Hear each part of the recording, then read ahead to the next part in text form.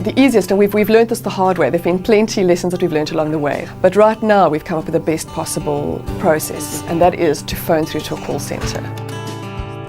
Yes, absolutely. You need to be aged 18 to 50. Sunflower Fund, good afternoon. Do you understand that? Because then we can make sure that you understand what it's all about, that you fulfil the criteria. Are you on any chronic medication? And the criteria for blood donation is in fact the same, if not even slightly more rigorous, than to become a bone marrow stem cell donor. Okay. Your surname, please.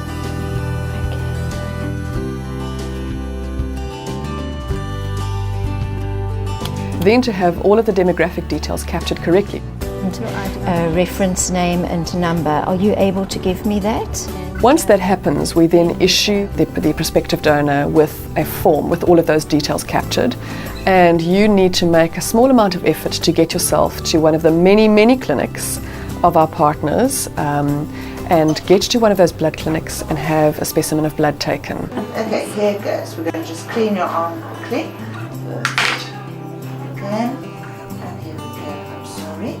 It's a small specimen. It's 2 teaspoons of blood.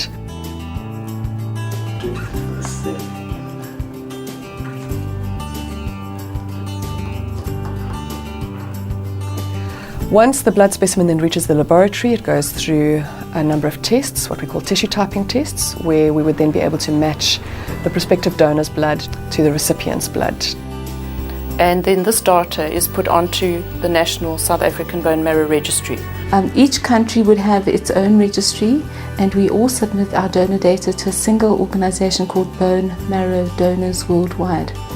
And that search tool is used by search coordinators throughout the world. So wherever a patient is with his particular tissue type, whether the search was done in Cape Town or in Hong Kong or done in Minneapolis or London, the same set of donors would show. So the Sunflower Fund raises funds to meet the bills of the HLA typing. They do the awareness of the patients who need, and they manage the recruitment process.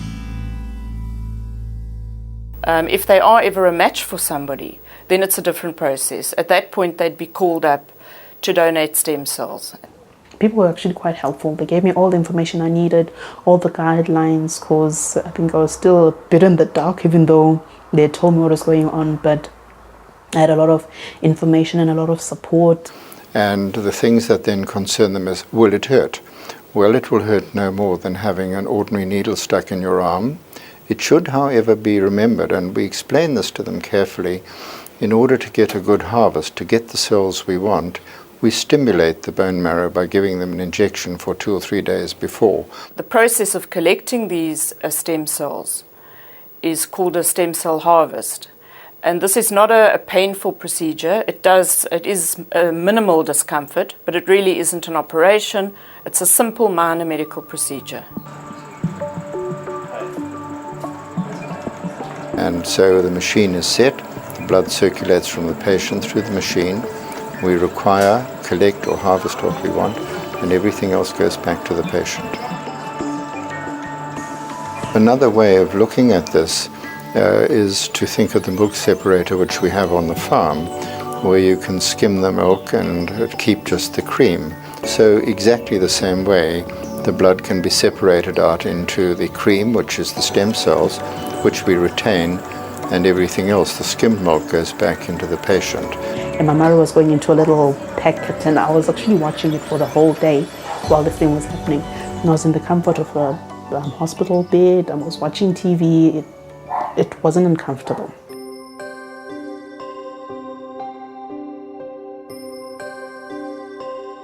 So the transplant is the marrow, which comes in the form of a bag that looks exactly like an ordinary blood transfusion bag. It's ridiculously simple. You take the bag of blood, you hang it above the patient, you stick a needle in his arm and you drip it into the patient.